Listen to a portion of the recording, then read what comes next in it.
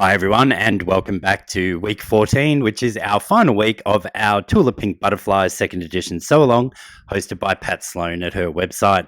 This week, we're going to combine the 2 weeks and make the final 4 blocks all together.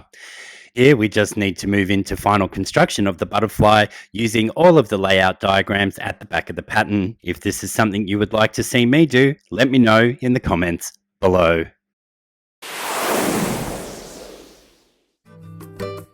These are the blocks that we need to make this week, folks, and their location in the wings. These are actually the final 2 blocks, as I said before. But is it the final 2 or the final 4? Because we need to make 2 from our pink colorway and 2 from our green colorway. So the fabrics you need to achieve that this week, from right to left, top to bottom, are azalea from the wildflowers, peony from the pom-poms, the stargazer, the bright pink solid, amethyst from the mineral range, aquamarine from the mineral range, agave from the pom-poms, legendary, the dark green solid, and spring from the wildflowers. Let's get started.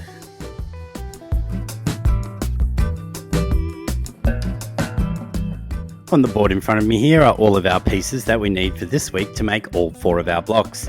For our pink wheels, we need to use template pieces A, B, and C, and for our green wheels, we need to use D, E, and F, as they are 2 different sizes. What I'm pointing out here now is that I am using a different fabric from the azalea, as I wasn't really happy with how all of that blue looked in our pink-red section of the butterfly wings.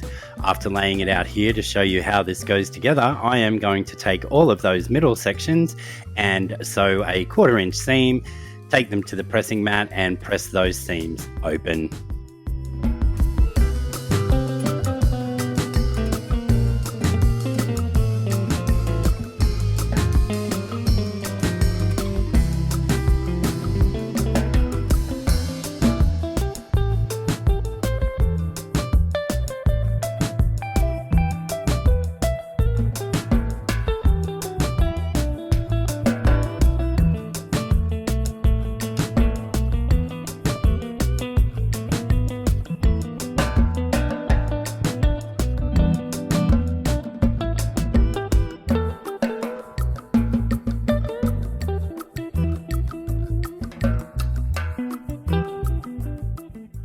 With our center units now sewn together, it's time to move on to putting the other pieces on to create our quadrant for our wheel blocks. So the same as we did last week, we take our crossed piece and find the center point and line that up on our pie pieces, or wheel pieces in this case. I think you will see me again fold this a few times, but I once again don't use those markings. What I do this week is I line up that center section and then I find my 2 ends, and you will see that this one actually eases in a lot better than last week's one, as it is a much larger curve.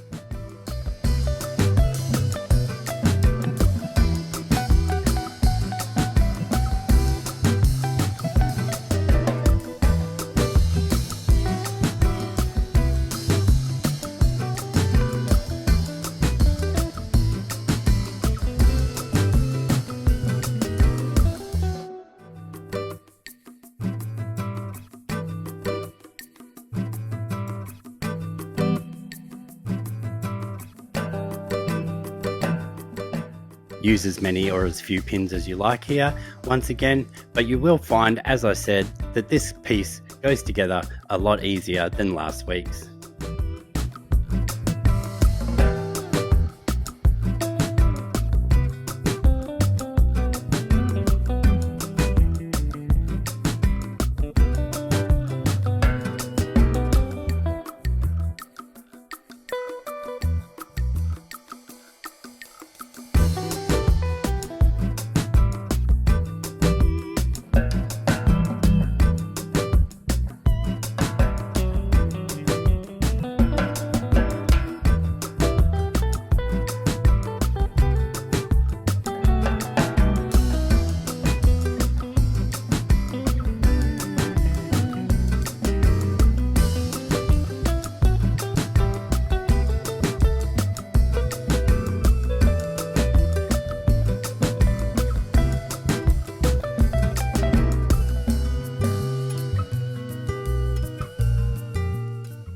Over at the machine, once again, we need to sew this curve with our 1/4 inch seam. I have once again, well, I don't here, you'll see me turn down the speed of my machine just to make sure that I actually go slow.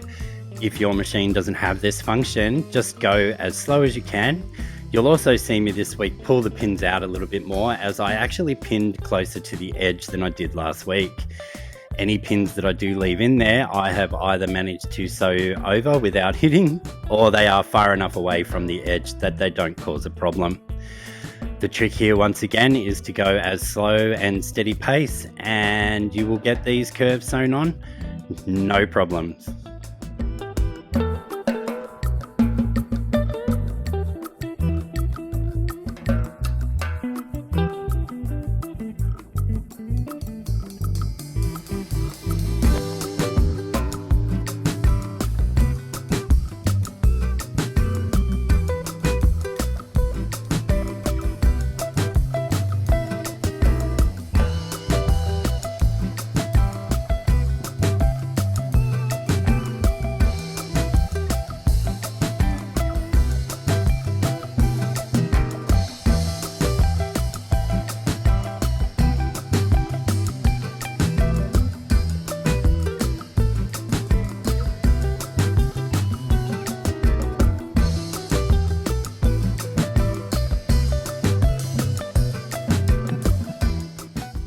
As I said during that section, the real trick with curve piecing is to go slow and steady. Now with these two done, once again, as we did last week, we need to press these in opposite directions. So I will press one piece in and one piece out. We'll then get to piecing in our inner pie section.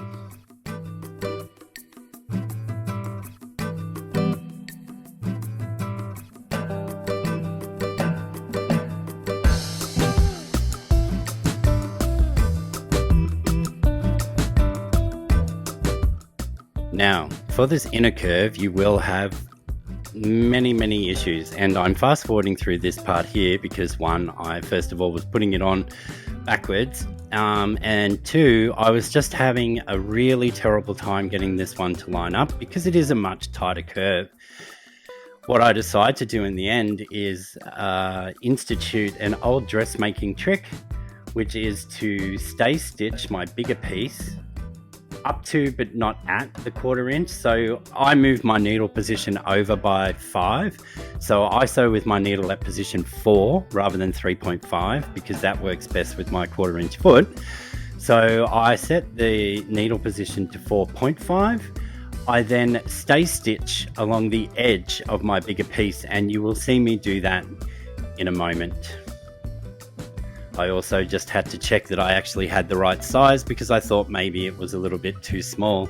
As you can see, I really am fumbling and having trouble fitting this smaller curve. But after I do my stay stitching, I'll meet you back and we'll talk about what happens from there.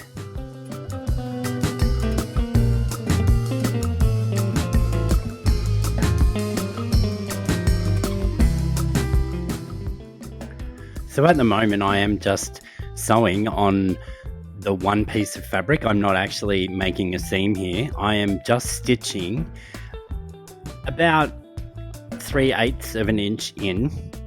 So I'm close to but not on my 1/4 inch, just to have a row of stitches so that we can employ my magic clipping trick in just a moment.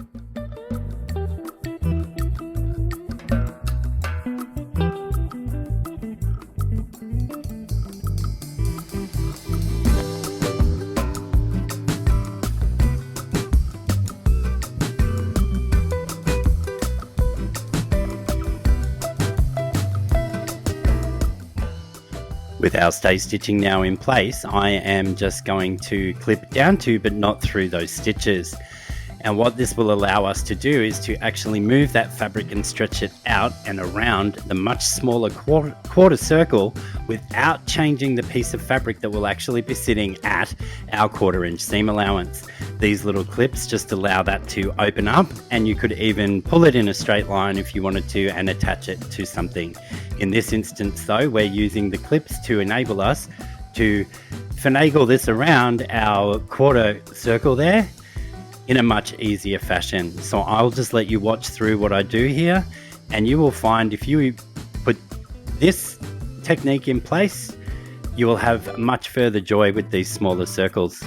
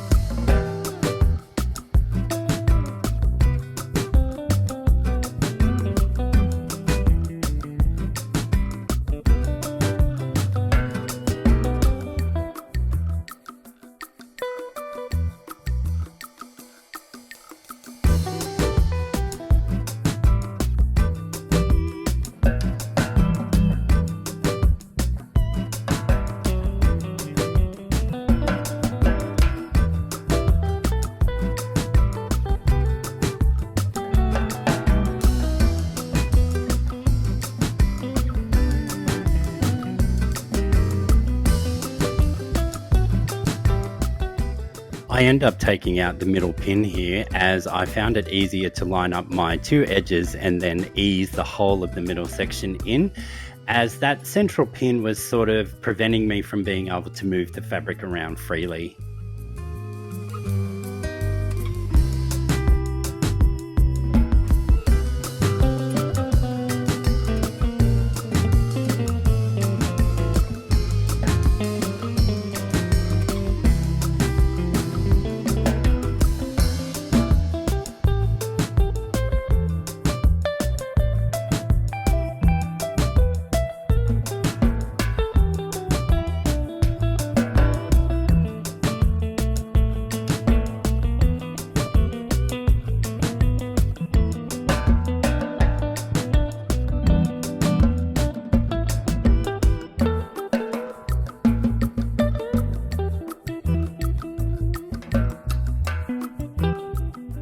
As you can see, even with my stay stitching and the little clips, this is still quite fiddly as it is a much smaller and tighter curve, but perseverance and as many pins as you like to use will get you through.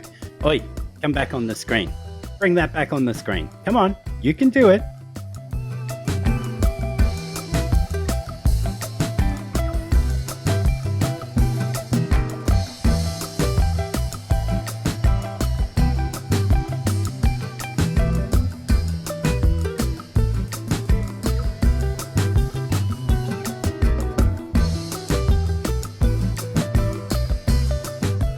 You'll notice here that I am actually pinning this with the pie piece on the top and not the larger piece, which is the preferred method. But for me at this moment, this just made more sense and was a little bit easier. When I do the second one, after stitching this one down, I do it with the larger piece on the top. Let's go to the machine, and once again, a slow and steady pace, but I have sped this up, and this is a much tighter curve, so more care is needed.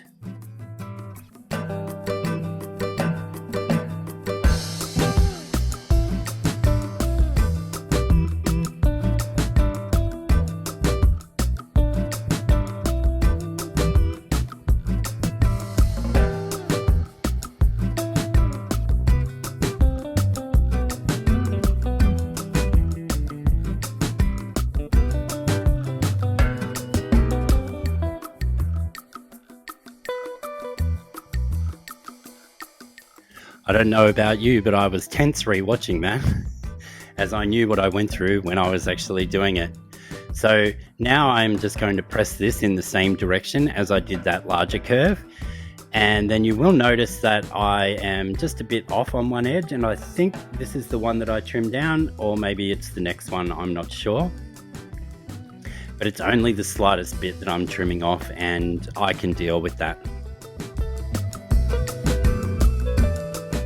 This next section at 3 times normal speed, just so that you're not bored just watching me doing what I'm doing, but I am just repeating the same steps as I did on my other quadrant.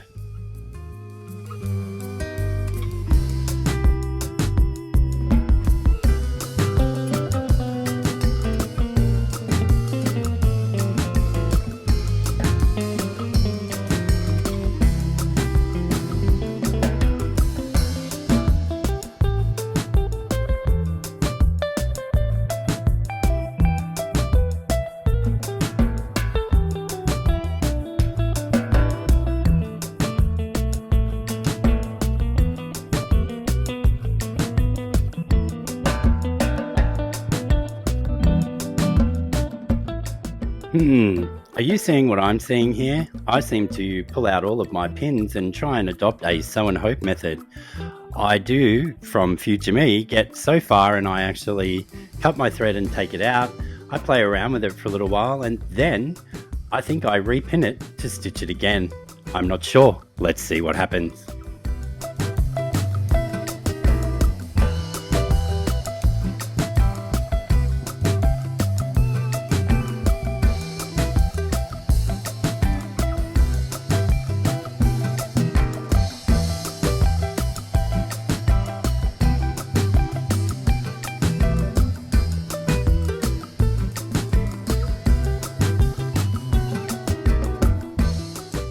Does indeed appear that I did unstitch that, repin it and do it again. So hopefully this time we get a much better result. If you do need to slow down any of that section and watch it, you can do that using the little cogwheel in the top right hand corner of your YouTube screen.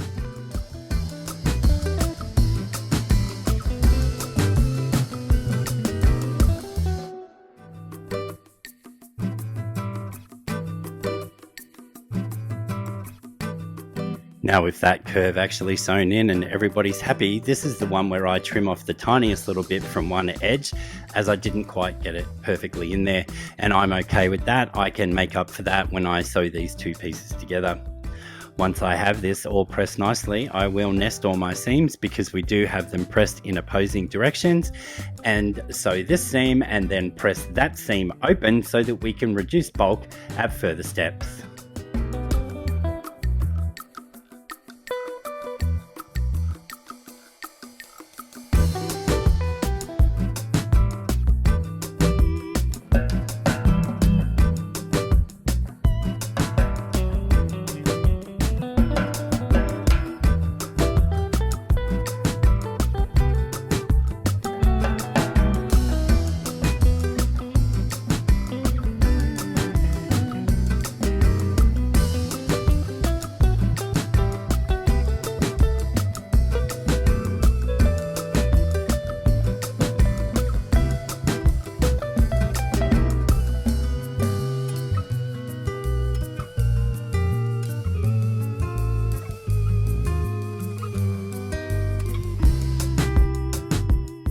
Now that we have half of this wheel finished, just repeat all of those steps to make the other half and then make the other three. And here are my 2 blocks of the 4 for this week, and then we just need to do final assembly of our quilt. Congratulations and thank you for joining me on this journey. Thanks for joining me again this week, folks. If you haven't done so already, like my video, share it with a friend, or subscribe if you haven't already done so. Most important, tickle that little bell icon and you won't miss a thing. Bye for now, and I'll see you all again next week.